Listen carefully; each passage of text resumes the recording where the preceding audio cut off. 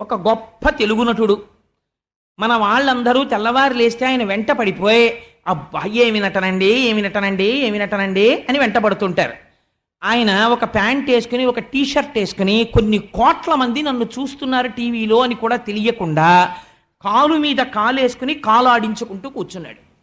ఇంకొక ధూర్తురాలైన స్త్రీ అర్థం లేని ప్రశ్నలు ఆయన వేస్తుంటే ఇదేంటి ఏమండి మీరు అంత బాగా ఆ సన్నివేశంలో ఎలా నటించగలిగారు అని అడిగితే ఆయన అన్నాడు, actually I did not act when I went to America, when I was studying in America I saw a picture, I saw a particular hero who acted like this, I was inspired by him అని ఇంగ్లీష్లో చెప్తున్నాడు.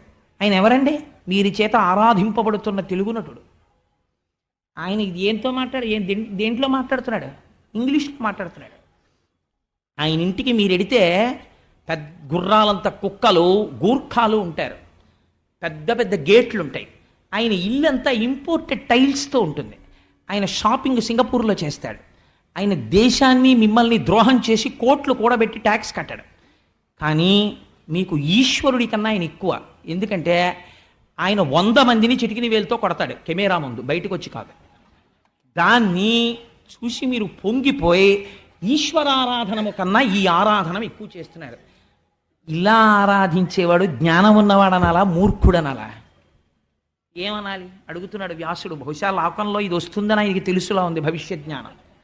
అందుకని నామరూపముల చేత తాదాత్మ్యత చెంది తర్కమునకు పోతాడు. ఈ మాట మీరు అడిగారు అనుకోండి, ఒకరిని పిలిచి ఏమయ్య నీ అభిమానానికి అర్థం ఉందా, ఇది నిన్ను ఎలా ఉద్ధరిస్తుంది చెప్పుపోని.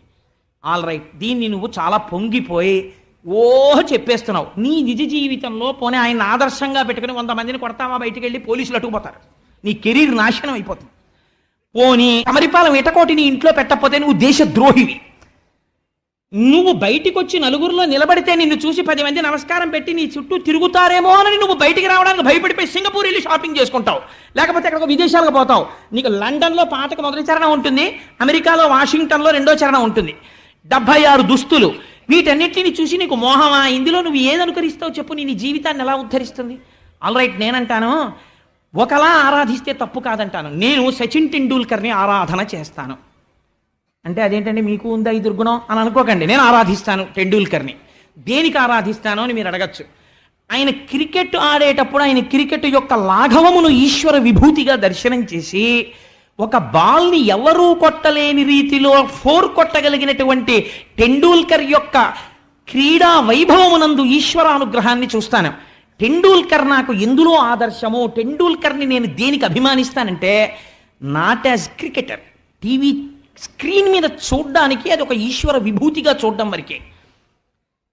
16-17 సంవత్సరాల వయస్సులో ఇంటర్నేషనల్ క్రికెట్లోకి వచ్చి ఇలా పెవిలియన్లోంచి బయటికి వస్తే మనం ఇలా పడచ్చా పడకూడదా అని కూడా తెలియకుండా మీద పడిపోయేటటువంటి దుర్మార్గులై సంసార హీనులైన కొన్ని కోట్ల మంది స్త్రీలు వెంటపడినా ఒక్కరితో ఒక మాట ఎక్కువ మాట్లాడకుండా తన భార్యతో జీవితాన్ని గడిపి ఒకనాడు నింద తెచ్చుకొని శీల సంపద కలిగిన టెండూల్కర్ని నేను పొగుడుతాను. ఇందుకు పొగుడుతాను, చిన్న వయస్సులో నిగ్రహానుగ్రహ సమర్థత తెలియకుండా గబుక్కుని ఏ వివాదంలోనైనా ఒక మాట మాట్లాడితే తెల్లవారి లేచేటప్పటికీ పాత్రికేయులు పెద్ద పెద్ద మెయిన్ హెడ్లైన్స్ పెట్టగలిగిన స్థితిలో ఇవాళ దేశంలో ఉండి కూడా ఎప్పుడు నిర్వివాదంతో ఏ వాద ప్రతివాదముల యందు అనవసరపు స్టేట్మెంట్ ఇవ్వకుండా నిగ్రహించుకోగలిగిన మాట తీరున్న టెండూల్కర్ని నేను అభిమానిస్తాను. ఈ అభిమానం మీరు పెంచుకోవలసిన అభిమానం. టీవీ స్క్రీన్ ముందు చూడవలసింది ఈశ్వర విభూతి, అంతవరకే. కాదండి నేను అలా ఆరాధిస్తానంటే మీకు ఏ రకంగా మీ జీవితాన్ని ఉద్ధరిస్తుంది మీరు నాకు చెప్పండి. అది అలా కాదండి నేను ఇలాగే ఆరాధన చేస్తాను అని మీరు అనుకుంటే అది తర్కమునందు మౌఢ్యమును వ్యక్తం చేస్తుంది. వ్యాసుడు అంటున్నాడు, నేనంటలేదు మహాప్రభో, అంటే టెండూల్కర్ గురించి రాశాడా అని అడగండి, అది నా సొంత ఉదాహరణ అంతే. అంటే ఏదో ఒక చోట ఒక విషయాన్ని స్పష్టంగా చెప్పడానికి ఆవిష్కరించడానికి నేను ఈ మాట చెప్పాను. అలా లేనివాడు నటుని యొక్క విశేషములను చూచి ఆకర్షింపబడి తర్కములకు దిగి తనను ఆదర్శముగా పెట్టుకోకూడని విషయమును ఆదర్శముగా పెట్టుకొని తాను సంస్కారహీనుడైన వ్యక్తిలా నామరూపాత్మకమైన జగత్తునందు తాదాత్మ్యము చెంది బుద్ధి చేత జ్ఞానము చేత బ్రహ్మమును గుర్తిరగడానికి ప్రయత్నము చేయని వ్యక్తి నిర్గుణమైన ఈశ్వర దర్శనము ఎన్నటికీ చెయ్యలేడు చెప్పేశారంతే వ్యాస భగవానుడు. ఇలాంటి స్థితి ఏనాడు కలుగుతుందో ఆనాడు అంతటా నీకు ఈశ్వరుడు కనపడతాడు. నిర్గుణముగా ఈశ్వరుని చూసినప్పుడు నీకు విరాట్ రూపము కనపడుతుంది. అంతటా ఈశ్వరుడు ఉన్నాడు. ఈశ్వరుడు లేనిది ఎక్కడుంది చెప్పండి? వివేకానందుడు అందుకే అనగలిగాడండి ఒక మాట, ఎవరు అనలేని మాట వివేకానందుడు అన్నాడు, మాతృదేవోభవ.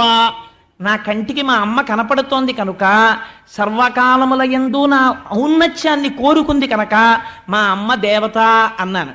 పితృదేవోభవ, నాకు కష్టాలు వస్తే నన్ను ఆదుకున్నవాడు, నా ఉన్నతిని కోరినవాడు కనుక తండ్రి